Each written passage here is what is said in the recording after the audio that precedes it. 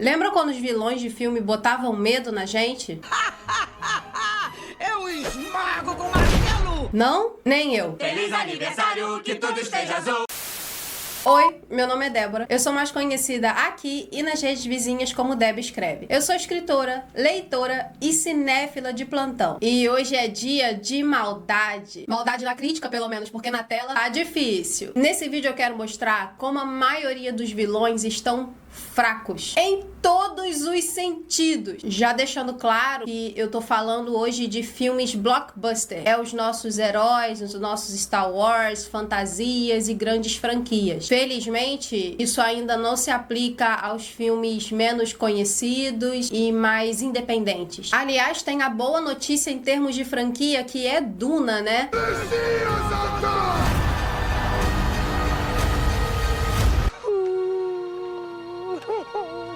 Só naqueles dois filmes dá pra contar pelo menos uns 3 bons vilões. E a depender do seu ponto de vista, também pra dizer que vários outros personagens incorrem em vilania e imoralidade. De um jeito que as grandes franquias não fazem mais. Então já assiste Duna e depois vai lá e assiste a minha resenha sobre o filme. Vou botar o vídeo aqui no card. Agora vamos ao que interessa, que é você clicar nesse like, nesse botão de se inscrever, nesse sininho de notificação, compartilhar esse vídeo com quem você acha que deva ouvir sobre essa parada. A partir de aqui, eu vou lançar característica por característica dos péssimos vilões, o que essas grandes franquias têm feito com eles e, claro, sempre dando exemplo. Número 1, a Era dos Heróis. Devido ao fato de estarmos numa época onde o foco tá literalmente nos protagonistas das histórias, quem escreve os filmes e as séries acaba deixando o vilão em segundo plano, o que é um erro terrível. Afinal de contas, até o Coringa já ensinou isso pra gente. O que eu faria sem você? Eu preciso de você. Há um esmero grande em desenvolver a personalidade e o comportamento dos heróis. Não que isso necessariamente se traduza para personagens de boa qualidade, né? Mas há um esforço em dar o foco pro mocinho da história. A Marvel é dona disso, inclusive. Depois de terem feito mais de 20 filmes e muitas séries, o único vilão memorável foi o Thanos. Temos o Loki também, mas ele meio que foi transformado em anti-herói. Nada contra você querer desenvolver o herói da sua história. Afinal de contas, ele passa uma mensagem. E o simples tempo de tela, né? Se o seu espectador vai ficar mais tempo lá vendo aquela pessoa, pelo amor de Deus, que seja interessante. Mas se você cai nos excessos e esquece que do outro lado do seu mocinho tem um malfeitor. Ei, na verdade ele se chama Kiko, mas aqui na comédia se chama Melchior, é isso? Isso desencadeia num total desequilíbrio do texto. É uma questão de concentração de energia. Conforme a narrativa se forma, o mocinho fica sobrecarregado e o vilão fica leve. Nesse sentido todo metafórico e muito triste. No melhor dos casos, rola um esquecimento por parte dos roteiristas e no pior dos casos, uma simples falta de sensibilidade para poder escrever uma história equilibrada. Exemplos desse problema tem de monte. O vilão do Thor número 1, do Thor número 2, Guardiões da Galáxia número 1, o malzinho da Liga da Justiça, o XYZ da She-Hulk e o maluco das cobras lá de Jumanji. Eu não lembro dos nomes deles. Número 2. Vilões complexos. Aí é fogo. Nessa parte do vídeo, cabe o mesmo conselho do tópico anterior. Qual seja, não cair em extremos. Tenha em mente que isso que eu vou falar não é necessariamente errado, mas sim um modelo prejudicial para quem já escreve mal. Desde quando a gente entrou nessa de fazer personagens multidimensionais e vilões que tenham motivação e são mais complexos, tipo Thanos e o próprio Coringa daquele filme do Todd Phillips, há a tendência de amaciar a vilania do vilão. Na verdade, esse tipo de narrativa já existe há muito mais tempo, só que hoje é uma febre querer dar muitas motivações para o antagonista. Mas tem que saber fazer, porque na intenção de sair daquele antagonista típico, vou dominar o Mu. Por algum motivo, o roteirista acaba criando uma personagem que seria boazinha em outras circunstâncias, se fizesse terapia. O que eu quero dizer é, não há um problema que o vilão tenha a sua própria história de origem e motivação. É um problema quando isso se torna causa pra ele deixar de fazer maldade. E é claro que os vilões de todo filme ainda vão fazer uma maldadezinha ou outra. Afinal de contas, alguma coisa eles têm que fazer. Mas eu refiro à maldade que tem impacto na vida do protagonista e na narrativa em geral. E em nós que estamos assistindo a coisa. Um vilão não pode deixar jamais de antagonizar, senão ele se torna fraco e isso pode afetar até a nossa percepção em relação ao protagonista. No sentido de que, poxa vida, esse vilão não é tão mal assim, ele desliza na sua própria imoralidade, a qualquer momento eu penso que ele facilmente pode mudar de lado e talvez o protagonista não tenha nem motivo pra temê-lo. Esse é o caso do Kylo Ren, do novo Star Wars. O que me ira, porque ele era uma personagem que tinha muito potencial e não exploraram ele como devia. Não estou dizendo que não poderia haver uma redenção. Poderia. Seria até uma história bastante forte. A exemplo disso, temos o próprio Darth Vader. Mas falta ao Kylo Ren a firmeza e uma maldade genuína expressada nas suas ações e palavras que o Darth Vader tinha. O cara que faz uma maldade e depois sai pra chorar num cantinho ou sai destruindo tudo porque não consegue controlar os próprios sentimentos, tem um pouco de dificuldade de enxergar força e vilania nesse cara.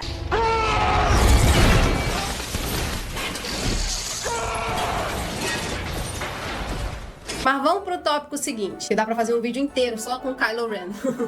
Oi, aqui é Deb Escreve do Futuro, porque eu esqueci de gravar esse pedacinho e só lembrei quando tava editando o vídeo original. Tô interrompendo a programação rapidinho porque eu tenho um anúncio especial pra você. Agora você pode se tornar um membro do canal. E eu tô falando desse jeito meio esquisito porque até alguns dias atrás eu não sabia exatamente como isso funcionava. Então me perdoa de antemão se eu cometer qualquer gafe aqui. O fato é que a nossa comunidade tá crescendo e essa é uma maneira da gente se aproximar mais ainda e de você ajudar o canal a crescer. Se você quer participar disso, clica aqui para se tornar um membro do canal. E de volta ao vídeo. Número 3. Filmes de comédia e soco. Agora esse é um problema bem típico da Marvel. Certas histórias, e elas até pedem uma boa dose de humor. É o caso do Homem-Aranha.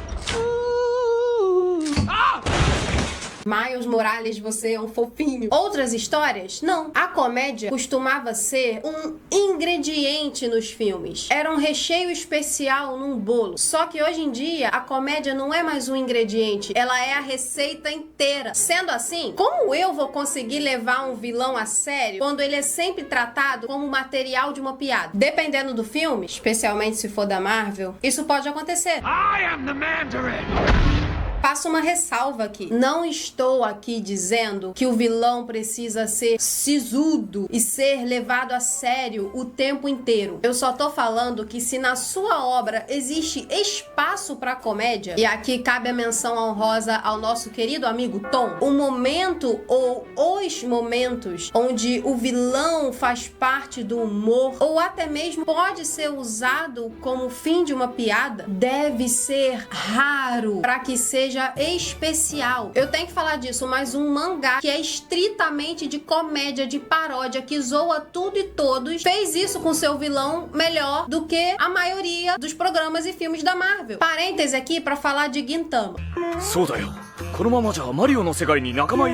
Qualquer dia desses eu vou fazer um vídeo só sobre esse anime que vocês vão assistir Gintama comigo. Meu trabalho aqui é pregar o evangelho. Gintama é um anime onde chove de personagem, 99% deles são cômicos, vindo de várias espécies de humor, mas ele possui um vilão principal, que é o Takasugi. Esse cara tem todos os ingredientes de um bom vilão. Boa história de origem, presença, mete medo, é uma força contrária e muito real ao protagonista.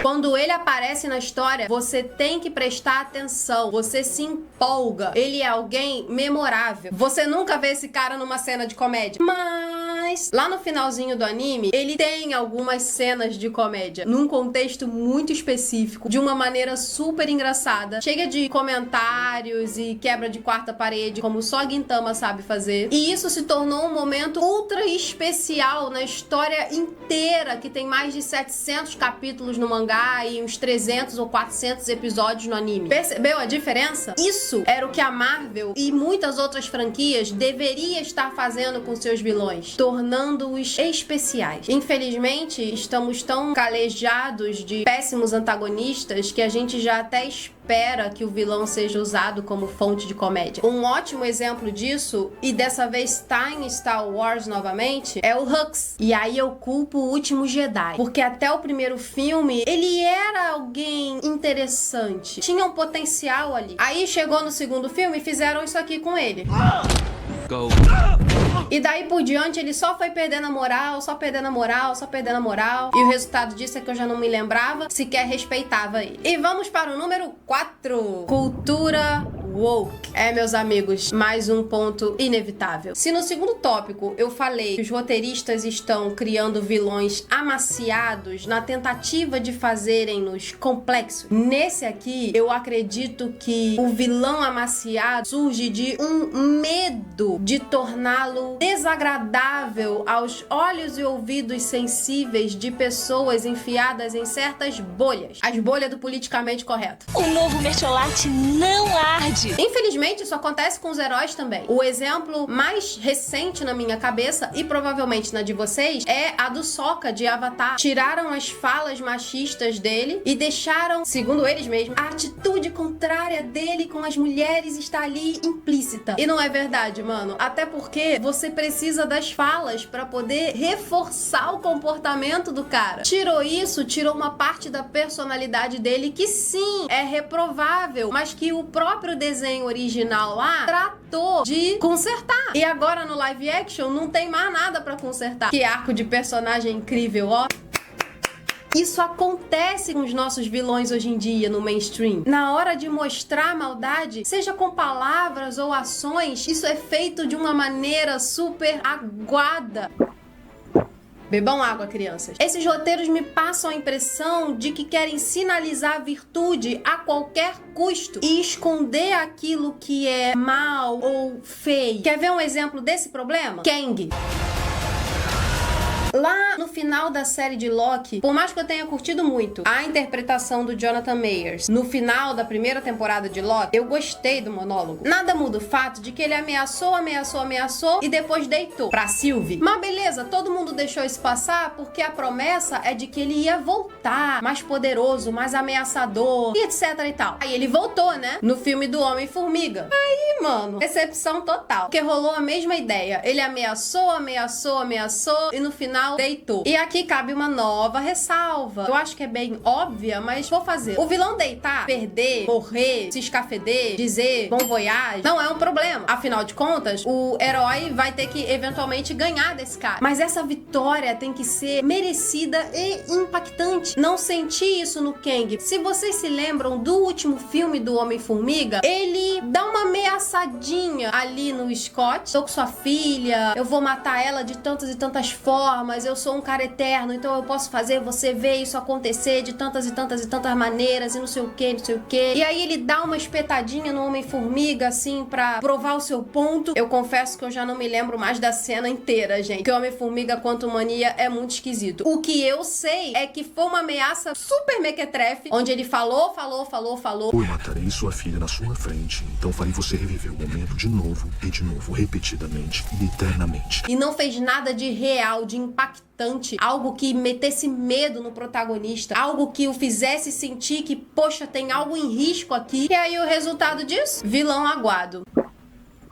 Bebam água, crianças. Pode mergulhar no oceano do esquecimento pra mim, Kang. Olha que ironia. Na tentativa de fazer vilões complexos ou vilões menos maldosos, eu não sei, de tentar criar personagens mais dimensionais, o que esses caras acabam criando são vilões que, no fundo, só querem dominar o mundo. E essa é a única motivação que o protagonista tem pra derrotar o cara. Algo totalmente impessoal e genérico. Mas calma, que não acabou. Vou falar de cultura woke só mais uma vez. Número 5. Cultura woke, parte 2. Que pode ser traduzido para: Deus me livre um homem perder pra uma mulher. E agora tem que dar o exemplo do Kylo Ren de novo. Vocês sabem do que eu tô falando. Como eu disse no tópico anterior, o homem vai perder pro herói ou a heroína? Vai. Na maioria dos casos, sim. No fim, em Star Wars, Kylo Ren perde. No fim, no começo, no meio, na trilogia inteira.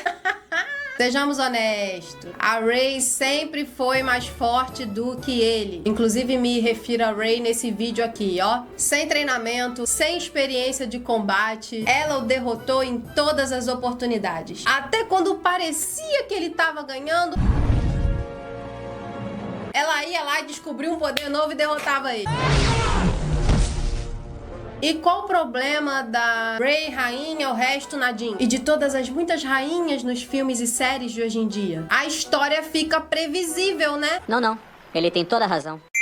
Tão previsível quanto essa piada. Se eu ver uma mulher na frente de um vilão, eu já sei que ela vai ganhar. Sempre. Porque afinal de contas, as mulheres reinam. Eu sei, eu sou mulher. Aliás, vocês percebem que o Kylo Ren incorpora todos os problemas que eu citei aqui, tirando a comédia. Criaram o Hux pra isso. E agora vou para as minhas considerações finais. Com tudo que foi dito, você percebe como tirar o poder do vilão tira o poder de uma história? Mas, para todo problema, há uma solução. Então comenta aqui se você quer um vídeo oposto a esse. Ou seja, só com as características que o vilão deve ter. E com exemplos. Esse é o momento que eu me despeço. Deixo os vídeos na telinha para você continuar conferindo o meu conteúdo se ainda não conferiu. Vou ficando por aqui. Beijos, até a próxima e bye bye! Aqui no futuro os cachorros também adoram latir na hora que eu ligo a câmera.